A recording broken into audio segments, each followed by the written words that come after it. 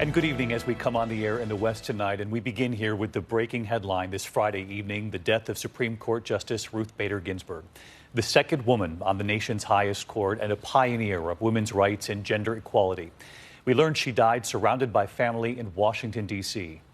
Nominated by President Clinton in 1993, she remained the anchor of the liberal justices on the court. Ginsburg has had a number of health challenges in recent years, valiantly fighting them and each time returning to the court. But of course, tonight we have learned she passed away from complications of pancreatic cancer. She was 87 years old. So tonight here, we look back at her life, her legacy on the court, and what this now means just 46 days until the presidential election.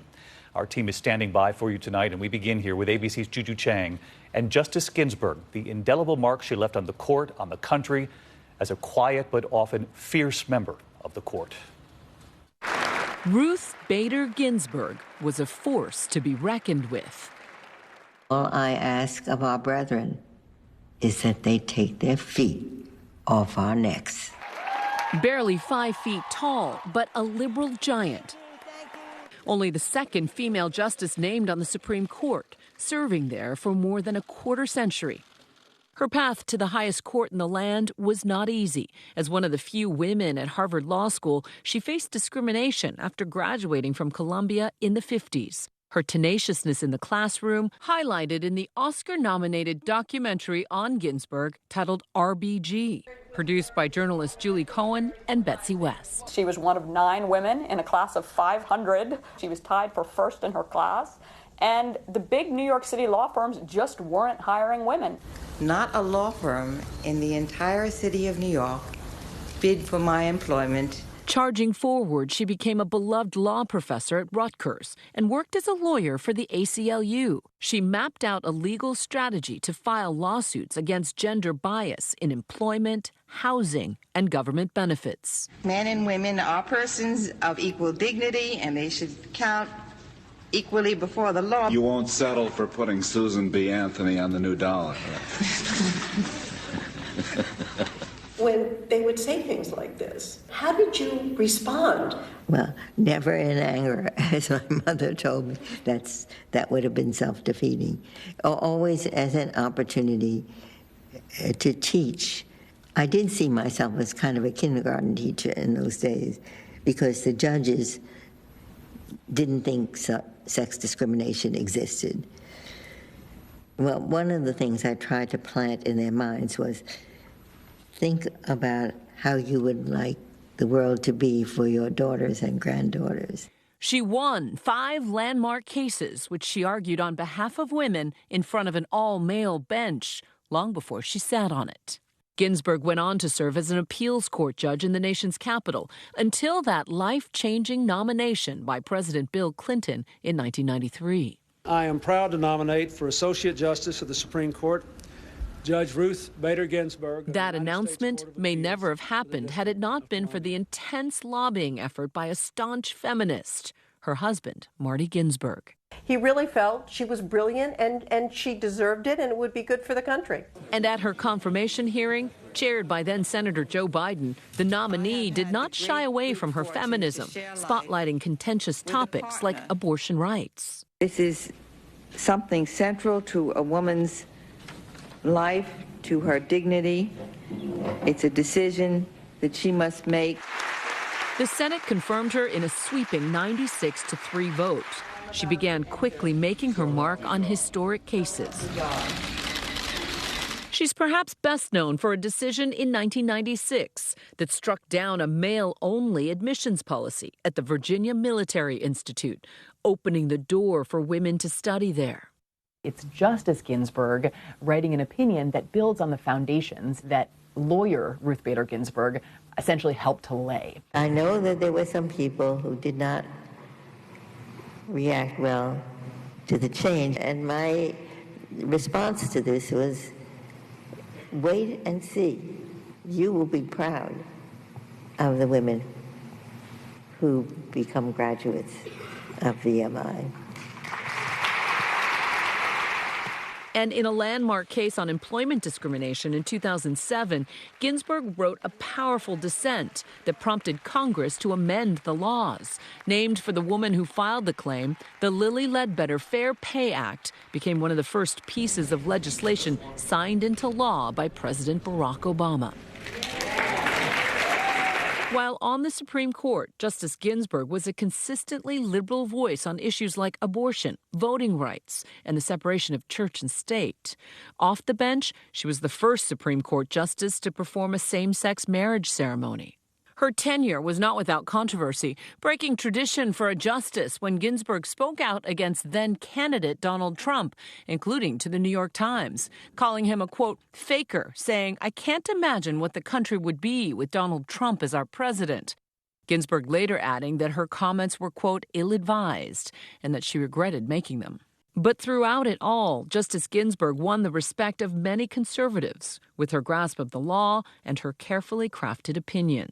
And as the court shifted to the right, her scathing dissents elevated her to a pop culture icon, inspiring legions of young fans and feminists to emulate her famous outspokenness 25, 24, 23. And her fitness routines, earning her the hip-hop inspired nickname Notorious RBG. Many varieties. Her fame burnished by her fashion statements, her distinctive collars becoming her calling card. And this is what I use for announcing majority opinion. This one is for dissenting opinion. Justice Ruth Bader Ginsburg helped focus our country on its most basic values of justice and equality, leaving a legacy of majority opinions and powerful dissents for generations to come.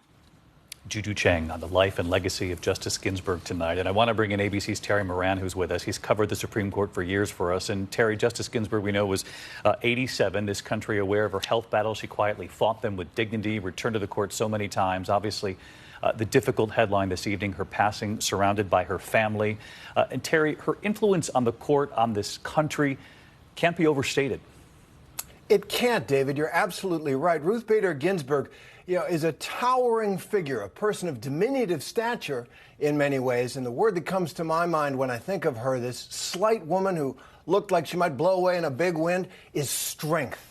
She was a formidable legal intellect and a person of tremendous strength. And the reason she rose to such prominence, inspiring so many, infuriating others, I'm sure, is because she is one of those figures in our history, in American history, who expanded, sometimes against fierce resistance, our understanding of those bedrock American principles, those bedrock constitutional principles of equality and liberty. And she did so as a lawyer in which time after time, case after case, she slowly broke down barriers of gender discrimination that when you look at them today, you almost laugh at them. Ruth Ginsburg did that. And then on the court, she became really a lion of the liberal wing of that court. In her later years, writing in memorable dissents, planting seeds, she hoped, against what is the conservative counter-revolution, against the expansion of some of those concepts. She will live forever in the law and also in American culture because she's such an all-American figure, the daughter of a Jewish immigrant from Ukraine and her mom from a family of immigrants. Her mom died the day before she graduated from high school, and she soldiered on again and again. She is a tough woman, a woman of great personality, of great character, a woman memorable if you ever saw her or met her, and a person who left her mark on American history. Terry Moran with us tonight. And Terry, stick with us here. I want to bring in our chief White House correspondent, Jonathan Karl, as well. As I pointed out at the top tonight, John, this news comes just 46 days before the election. And I couldn't help but to notice on social media, Americans already reacting to the news tonight and somewhat upset by this discussion, already turning to politics and what comes next. But that's what happens when a story like this unfolds so close to a presidential election. And you've learned tonight, John, already that President Trump is expected to nominate a new Supreme Court justice in the coming days. Multiple sources familiar with the president's deliberations on this say that they expect that the president will nominate a replacement for Ruth Bader Ginsburg, despite the fact that, as you pointed out, just 46 days to go. They expect this choice will be announced in the coming days. One name that is seen at the very top of the list is Amy Coney Barrett, a 48-year-old woman, to potentially be nominated to replace Ruth Bader Ginsburg. Another name, Amul Thapar, is another name I have heard, who would be the first Asian American on the court. But David, this is about to explode onto this campaign as the central and most hard-fought issue. Ruth Bader Ginsburg is a liberal icon. She's also a critical liberal voice on that court, has been. Replacing her would tilt the balance of that court for a generation to come. And Justice Ginsburg knew that would happen with her death, John. I want to bring in thank you for that, John. Let's bring in senior congressional correspondent Mary Bruce tonight, because, Mary, this is now a big test, as John points out, for the Senate. What will happen, a divided nation, a polarized country, and every step the Senate takes will affect how their decisions are received by voters, really on both sides of this. You've learned tonight that the Senate Majority Leader, Mitch McConnell, is already talking to Republican lawmakers about next steps to take here. He is, David, and the Republican leader has been very clear that he is going to try and fill this seat, even though Republicans have potentially just 123 days to do this before inauguration. This is the opposite approach from McConnell's position in 2016, when he famously refused to even consider President Obama's pick, Merrick Garland, to fill Justice Scalia's seat. Now, at the time, 11 months before inauguration, McConnell said voters should decide after the election. But now McConnell says this is a very different situation, because unlike in 2016, now Republicans control both the Senate and the White House. Democrats, of course, blast McConnell's argument now as hypocritical. But, of course, Democrats have very little power here. It takes just a simple majority to confirm a nominee, and Republicans have that. The best tool Democrats have here may simply be to try and delay. That said, it is not a given that Republicans can fill this seat. Far from it. The big questions remain. Will Republicans have enough time to pull this off? And what will vulnerable Republicans do? There are a handful of moderate Republicans in tight races that could potentially be swayed to oppose the president's pick. Remember, it takes just 4 to flip and block whomever the president names. Senator Collins of Maine, Susan Collins, has hinted she might oppose, reportedly saying that she simply thinks it's, quote, too close to the election to try and fill this seat. And just today, before news of Ginsburg's death broke, Senator Lisa Murkowski of Maine reportedly said she will not confirm a new justice until after Inauguration Day. So this could be very close for Republicans. David, we could be headed for a real fight on Capitol Hill. But again, to make this clear tonight, Mary, as you pointed out there, the Republicans in the Senate do have the votes, though, if they decide to move forward on this. Republicans potentially have the votes. There is very little, nothing Democrats can do to block them. All right, Mary Bruce with us tonight following this as well. I do want to bring this statement to the folks who are watching at home from Chief Justice John Roberts tonight. He said of Justice Ginsburg, "Our nation has lost a jurist of historic stature. We at the Supreme Court have lost a cherished colleague," he wrote. "Today we mourn, but with confidence that future generations will remember Ruth Bader Ginsburg as we knew her, a tireless and resolute champion of justice." And I do want to bring this back to Terry Moran, because in this moment, this polarized moment in this country, a lot of people are going to be turned off by the conversation turning so rapidly to politics, Terry. Ruth Bader Ginsburg was universally admired, really, on both sides of the aisle in Washington, and by conservative justices she shared that bench on the court with for so many years. Justice Scalia, she was a dear friend to, and Chief Justice John Roberts, obviously a conservative member of the court, with powerful words tonight for his colleague, a colleague that they are mourning the loss of.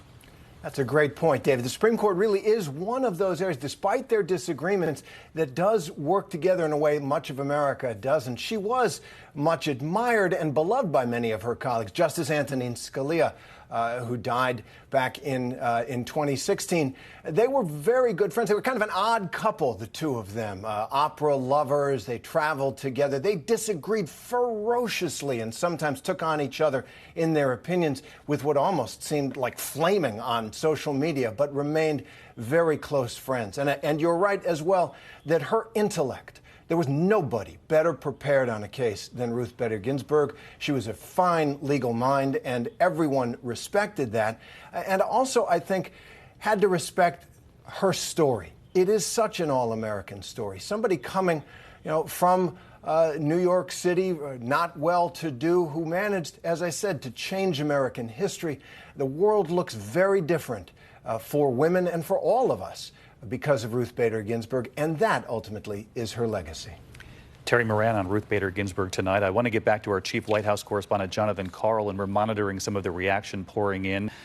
Former presidential candidate Hillary Clinton, former Secretary of State as well, reacting tonight, saying Ruth Bader Ginsburg paved the way for so many women, Hillary included. She wrote in a tweet. Of course, we're waiting for word from President Trump tonight. Have we heard anything from the White House?